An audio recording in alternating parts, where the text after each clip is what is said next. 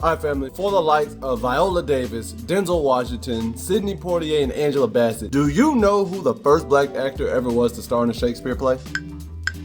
It's February 17th, time for more Black Excellence during Black History Month. So the answer to today's factoid is one Mr. Ira Aldridge. If you don't know, you're about to know. Mr. Aldridge was born in Manhattan, New York on July 24th, 1807. He would, as a child, receive a formal education from the African Free School in New York City, where he would graduate in 1822. After graduating, it was then he would actually go to take up acting at New York's African Theater that same year. And there he would go on to play several roles and even partake in multiple street fights that erupted in response to the venture up until the theater would close in 1824. Once that happened, he'd be looking for work, but being a black thespian at that time in America was not a lucrative business venture, so he would go on to slip away and travel to England to find more opportunity. Then, on May 11th, 1825, after finding his footing, Aldridge would make his London debut at East End's Royalty Theatre and would star in a low production of the play Othello as the lead role, Othello himself. This made him the first black person ever documented to star as the lead role in any Shakespearean play. And mind you, Othello came out 220 years before this happened, and Shakespeare died 209 years before this happened. And later that year, on October 10th, he would submit himself in the London acting circuit as he would star in another Shakespeare play, The Revolt of Suriname,